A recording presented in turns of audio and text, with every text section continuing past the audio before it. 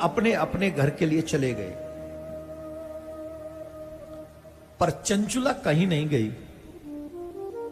चंचुला वहीं टिकी रही। सबके चले जाने पर चंचुला ने पंडित जी के चरणों को प्रणाम किया और उनके चरणों में मस्तक रख कर रोने लगी और कहने लगी, महाराज मैं तो ना समझती, मैं तो धर्म को जानती नहीं थी। मेरा तो पूरा जीवन ही इसी नारकीय जन्म योनि में गया समझो। ऐसा कोई बुरा कर्म नहीं जो मैंने किया ना हो। बहुत पाप किए मैंने, एक से एक निंदनीय दुष्कर्म किया है मैंने।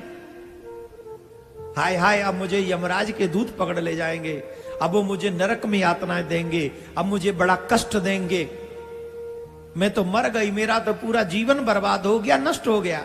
हे महाराज मैं आपकी शरण हूं, आप मेरी रक्षा कीजिए, आप मेरी रक्षा कीजिए। मुझे उत्तम मार्ग बताइए, मुझे श्रेष्ठ मार्ग बताइए, मैं क्या कर सकती हूं, मुझे राह दिखाइए। ध्यान से सुनना, जब जीवन किसी मोड़ पर अटक जाए, जब कुछ भी समझ में ना आए, तब अपने गुरु की शरण में पहुंच जाना चाहिए। कहां पहुंच जाना चाहिए? अपने गुरु की शरण में। और अपने गुरु के चरणों में सर रख के देखो, गुरु के पास जाके ये मत रोया करो, मेरा बेटा ऐसा है, मेरी बेटी ऐसी, मेरा काम नहीं चल रहा है, मेरा धाम नहीं चल रहा है। ये तो सब जन्म लिया है तो चलता ही रहेगा, कुछ न कुछ, थोड़ा कम थोड़ा ज्यादा। लेकिन सबसे ज्यादा गुरुजी से अगर पूछने का मन हो तो इस बात को पूछो, नाथ मेरा कल्याण कैसे होगा? गुरुदेव मेरा बेड़ा पार करिए, ये जन्म जा रहा है। गुरुदेव मेरी 45 गई, मेरी 50 गई, मेरी 60 गई, मेरी 70 गई, न जाने किस दिन में मर जाऊं, मेरा उद्धार कैसे होगा? कहीं ऐसा ना हो कि मेरा ये जन्म यूं ही नष्ट हो जाए और मुझे बार बार फिर जन्म लेके आना पड़े। महाराज मुझे बचा लो। ये प्रश्न करो अपने गुरुदेव से। दुर्भाग्य कोई नहीं करता, कोई नहीं, और इंटरेस्ट भी नहीं है इस तरफ। गुरुदेव ने लाखों बार कहा होगा माथे पे तिलक लगाओ, कोई इंटरेस्ट नहीं। गुरुदेव ने लाखों बार कहा है गले में कंठी धारण करो, कोई इंटरेस्ट नहीं। गुरुदेव ने लाखों बार कहा है दुनिया में हर चीज छूट जाए तो छूटने दो, पर भजन मत छोड़ो, कोई इंटरेस्ट नहीं। हमारा इंटरेस्ट है चमत्कारों में, हमारा इंटरेस्ट है बच्चों में, हमारा इंटरेस्ट है दुकानों में, हमारा इंटरेस्ट है गाड़ियों में, हमारा इंटरेस्ट है मित्रों में, हमारा इंटरेस्ट है शराब में, हमारा इंटरेस्ट है जुआ में, हम सारे विनाश की जड़ों में हमारे इंटरेस्ट। फिर कल्याण कैसे होगा? मेरे भैया मुझे तो आप दक्षिणा दोगे तो मुझे तो आपको प्यारी प्यारी बातें करनी चाहिए जो आपको अच्छी लगे। मैं ऐसी बातें क्यों कर रहा हूं जो आपको अच्छी नहीं लगे? इनमें से कितने श्रोता तो ऐसे जो कल आएंगे ही नहीं, और डराने वाली कथा करते हैं लोग। 5-6 श्रोताओं को मैं देख रहा हूं ये कल कथा में नहीं आएंगे। अरे इतनी पब्लिक में सिर्फ 5-6 श्रोता कल दिखाई नहीं पड़ेंगे आपको, मैं लिख के दे रहा हूं। क्यों? बोले तो इतना सब कह रहे शराब बंद कर दो, जुआ बंद कर दो, है? ऐसे कोई बंद होता? ऐसे कभी हमारा था ही नहीं, तुमने शुरू किया है। ये अच्छे मानव का कर्म नहीं है, ये हमारा और आपका धर्म नहीं है। किसे कहते हैं धर्म? आपका श्रेष्ठ कर्म ही आपको धर्मात्मा बनाता है और आपका बुरा कर्म ही आपको पापी बना देता है, अधर्मी बना देता है। धर्म कोई वस्त्र नहीं है, आपका कर्म ही। मीठा बोलना धर्म है, अच्छा देखना धर्म है, अच्छा सुनना धर्म है, किसी की उल्टा सीधा खाओ वो यह धर्म। आपका कर्म ही तो धर्म है। तो मेरे भैया वो रो रही थी, मैं तो मर गई, मैं तो ऐसा हो गई, अब मेरा कौन बचाएगा, मेरा उद्धार कौन करेगा? वो ब्राह्मण देवता बड़े अच्छे थे मेरे भैया, वो ब्राह्मण देवता अच्छे थे। अगर वो कोई ऐसा वैसा ब्राह्मण देवता होता तो फटकार के भगा, भाग, जीवन भर ऐसे बुरे कर्म करके हमारे हमको छूती है, पैर छूती है, भाग भाग भाग, भगा देता कि नहीं? लेकिन उन ब्राह्मण देवता ने उनको कहा, रो मत, चिंता मत करो, हमारे पास आओ। वैसे हमें इस प्रसंग से एक बात याद आ रही, हम मुंबई में कथा कर रहे थे और एक शिष्या हमें बॉम्बे में मिली। जिस समय उसने दीक्षा ली उस समय उसने नहीं बताया। अब हम नाम नूम तो नहीं बताएंगे उसका। उसने कहा महाराज आपकी कथा मुंबई में हो रही थी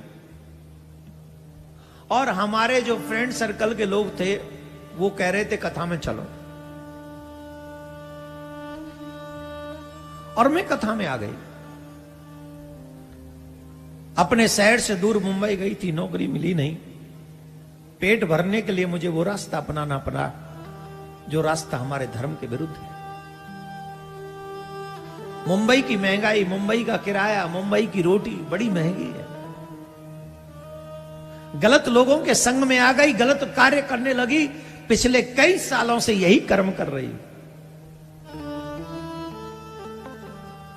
कथा सुना तो कथा सुन के ज्ञान हुआ और यमपुरी जाने का भय हुआ। आपकी कथा ने मुझे उस गलत मार्ग से रोक दिया। अब मैं उस गलत मार्ग में नहीं हूं। सिर्फ इस कथा के ये सच्ची घटना है, मुंबई की सच्ची घटना है। उस देवी ने उस गलत कार्य को बंद कर दिया हमेशा के लिए जिससे उसकी आजीविका चलती थी। यह सच्ची घटना बता रहा हूं मैं आपको। उस स्त्री ने यह कहा अब चाहे मैं भूखी मर जाऊं लेकिन अपने शरीर का सौदा नहीं करूंगी, चाहे मुझे मरना स्वीकार है।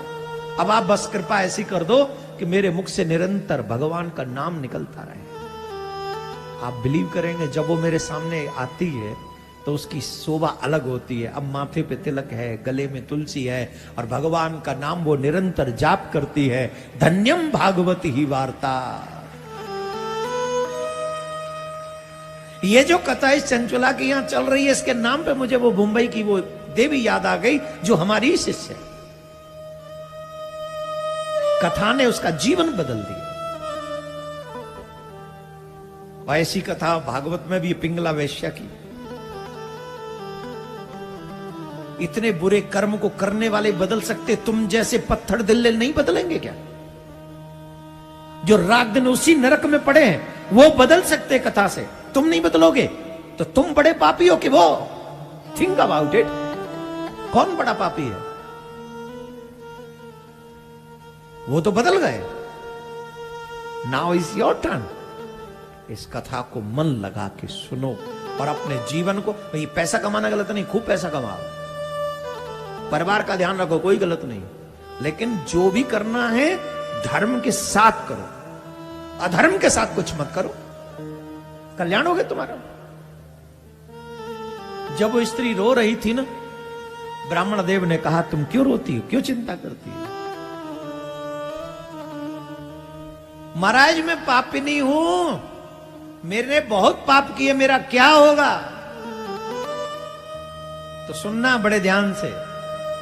देवता, ब्राह्मण देवता कथाकार कहते हैं देवी जानती हो सबसे बड़े पाप का प्रायश्चित क्या है?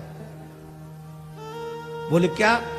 कि व्यक्ति उस पाप को करके दुखी हो, उस पाप के लिए चिंता करे और चिंता करते करते करते करते रो दे कि ये पाप हुआ मुझसे। किसी भी पाप का प्रायश्चित है उसकी चिंता करना, उसके लिए रोना और उसे दोबारा न करने की कसम खा लेना, यही सबसे बड़ा प्रायश्चित है। आजकल जानते हो प्रॉब्लम क्या है? आजकल समस्या क्या जानते हो? एक बहुत बड़ी समस्या। पूछो क्या? पाप करके मानता नहीं कि मैंने पाप किया। यह सबसे बड़ी समस्या है। गलत करके भी मानता नहीं मैं गलत कर रहा हूं, झूठ बोल के भी नहीं मानता कि मैं झूठ बोल रहा हूं। यह सबसे बड़ी समस्या है।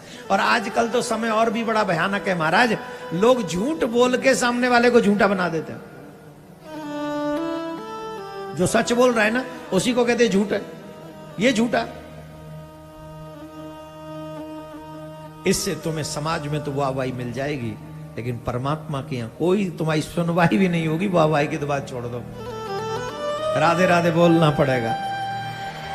ऐसे नहीं, जोर से बोलना पड़ेगा, और जोर से, और जोर से बोलना पड़ेगा।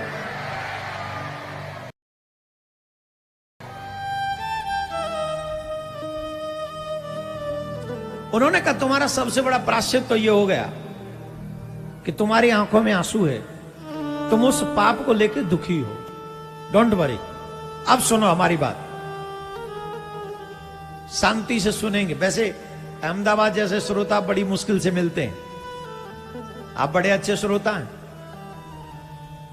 इतने आराम से लोग सुन रहे हैं। मेरा तो मन कर रहा है कि कथा को 9 बजे तक कहूं।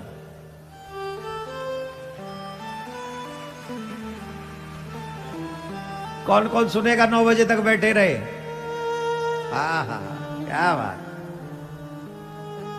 अच्छा, अभी हम बताएंगे जो लोग कुर्सियों पर बैठे हैं ना, सामर्थ्यवान होने के बाद भी ये अपराध कर रहे हैं। अभी तो आज अपराध कर लो, लेकिन कल से अपराध मत करना। रीजन, अगर सामर्थ्य है, क्योंकि मैं देख रहा हूं काफी युवा बैठे कुर्सियों पे और बुजुर्ग बैठे बेचारे नीचे। अब इन बुजुर्गों से सीखो कि चलो कथा के बाद बताएंगे, अभी ध्यान दो कथा में, पूरी कथा सुनो। उन्होंने कहा देवी तुम बिल्कुल चिंता मत करो, तुम्हें चिंता करने की आवश्यकता